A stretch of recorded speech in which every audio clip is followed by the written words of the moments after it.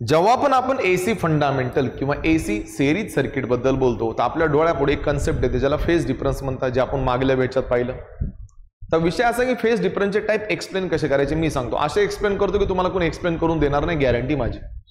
आपल्या सिलेबसमध्ये phase difference पूर्व 3 प्रकारचे असतात. कुठले? In phase, lag phase, lead phase. आणि याच्या जोड्या लावल्या जातात RLC. ऑर्डर पार्ट करा. RLC in phase, lag phase, lead phase. In phase मध्ये फेज अँगल नसतो म्हणजे 0 डिग्री. लॅग फेज मध्ये फेज अँगलला मायनस असतो, तर लीड फेज मध्ये फेज अँगलला प्लस असतो.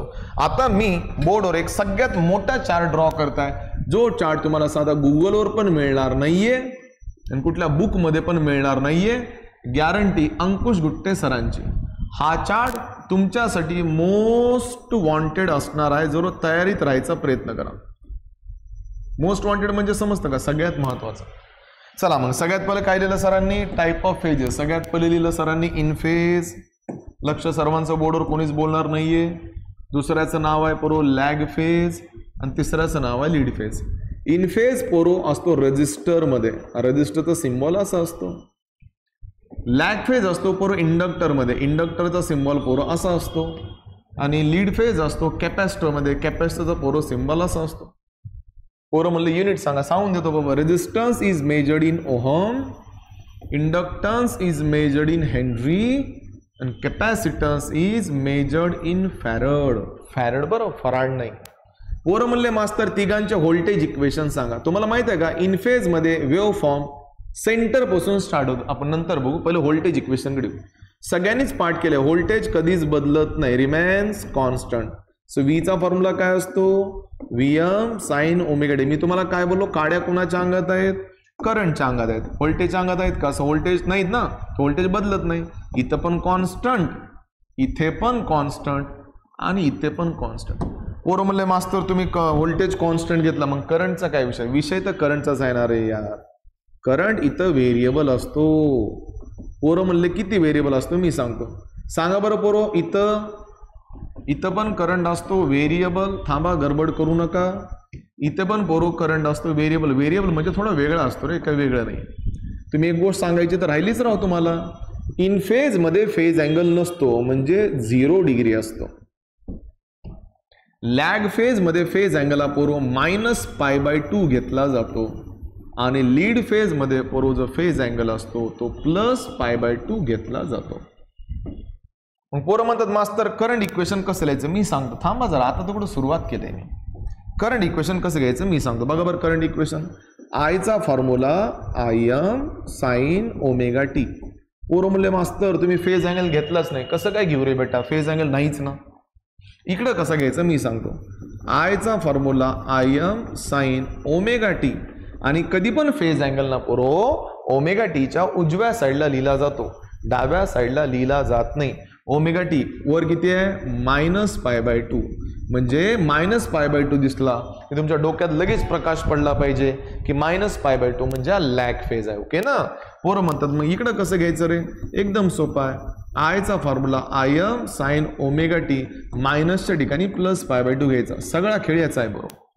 म्हणजे मी जर तुम्हाला एखादं करंट इक्वेशन दिलं, समजा गुट्टेसरने करंट इक्वेशन दिलं I = 20.5 sine 314 small T -30 degree. आता पूर्व विचार करा, -30 दिसला की तुम्हाला लगेच क्लिक झालं पाहिजे की गुट्टे सर एका लॅग फेज बद्दल बोलत आहे. म्हणजे सांगण्याचं तात्पर्य काय? फेज अँगल नसेल तर इन फेज, मायनस असेल तर लॅग फेज आणि प्लस असेल तर लीड फेज. पोरं म्हणतात झालं का सर एवढंच? नाही, आता तर कुठं सुरू केले. आता मी तुम्हाला प्रत्येकाची वेव्हफॉर्म ड्रॉ करून दाखवणार आहे. मी ड्रॉ काय करणार आहे? वेव्हफॉर्म. चार्ट खूप महत्वाचा आहे बरं, तुम्हाला कुठंच मिळणार नाही चार्ट. तर वेव्हफॉर्म मी कशी ड्रॉ करताय जरा लक्ष देऊन ऐका. थोडी जागा कमी आहे माझ्याकडे, थोडं समजून घ्यायचा प्रयत्न करा. ही पहिल्याची वेव्हफॉर्म झाली नाही बरं अजून, आता तर कुठं सुरू केली. ही ड्रॉ करणार मी दुसऱ्याची आणि ही ड्रॉ करणार मी पोरो तिसऱ्याची. आता मी तिघामध्ये एक वेव्हफॉर्म फिक्स काढत आहे. व्होल्टेज कधीच बदलत नाही, व्होल्टेज कधीच बदलत नाही, व्होल्टेज कधीच बदलत नाही. हा घेतला V, हा घेतला V, हा घेतला V. काड्या कुणाच्या अंगात आहेत? काड्यात करंटच्या अंगात. जिथं फेज अँगल 0 असतो ना पोरो, तिथं वेव्हफॉर्म मधून स्टार्ट होते अशी. याला म्हणतात करंट. कारण इथं फेज अँगलच नाही ना राव. लॅग फेज मध्ये -π/2 असतो. तुम्हाला माहिती आहे ना, लीड फेज म्हणजे मागून स्टार्ट होतं, लॅग फेज म्हणजे पुढून. सो जी वेव्हफॉर्म मायनस पासून स्टार्ट होते त्याला पोरो लॅग फेज म्हणता, आणि जी वेव्हफॉर्म मागून पुढे जाते त्याला पोरो लीड फेज म्हणता. वेव्हफॉर्म उजवीकडून जात असेल तर लॅग फेज, डावीकडून जात असेल तर लीड फेज, आणि मधून जात असेल तर पोरो त्याला आपण इन फेज म्हणता. आता गुट्टे सर तुमच्या पुढे एक नवीन कन्सेप्ट घेऊन येत आहे ज्याला व्हेक्टर डायग्राम असं म्हणता. पोरो हो, आपल्या सिलेबसमध्ये व्हेक्टर डायग्रामला फेजर डायग्राम पण म्हणता. फेजर डायग्राम एकदम सोपं आहे. जसं तुम्हाला माहित आहे, मी माझ्या क्लासचं नाव व्हेक्टर एज्युकेशन ठेवलेलं आहे खूप विचार करून, कारण आपली ब्रँच व्हेक्टर क्वांटिटीजवर थोडी जास्त डिपेंड आहे. ही गोष्ट तुम्हाला ऍक्सेप्ट करावं लागेल. व्हेक्टर म्हणजे कोण? ज्याला दिशा पण असते आणि ज्याला एक व्हॅल्यू पण असते. The quantity which has both magnitude and direction called as vector. Vector म्हणजे रामाचा तीर. आता असा कोणता तीर आहे जो त्याची जागा कधीच बदलत नाही? पाठ करा, व्होल्टेजचा व्हेक्टर त्याची जागा कधीच बदलत नाही. हाच तो व्होल्टेजचा व्हेक्टर. कुणाचा? व्होल्टेजचा. सो हा व्हेक्टर इकडे जसा आहे ना पोरो, तसाच व्हेक्टर इकडे दाखवायचा आणि तसाच व्हेक्टर इकडे दाखवायचा. मग पोरं म्हणता काड्या कोणाच्या अंगात आहेत? अरे काड्या करंटच्या अंगात आहेत. आता मी तुम्हाला सांगतो, जरा लक्ष देऊन ऐका. त्यासाठी मला ना थोडं डोकं वापरावं लागेल. आता जरा समजून घ्या. सरांच्या हातात समजा 2 पेन आहेत. हा निळा पेन बघा, हा निळा, एक काळा पेन आणि एक निळा पेन. हा जो निळा आहे ना पोरो हो, हा करंटचा आहे. हा जो लोखंडाचा पेन आहे ना, हा याची जागा बदलणार नाही.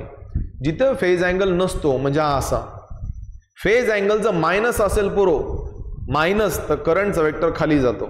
खाली चालला म्हणजे मायनस हा, आणि जर फेज अँगल प्लस असेल तर पोरो करंटचा वेक्टर वर जातो.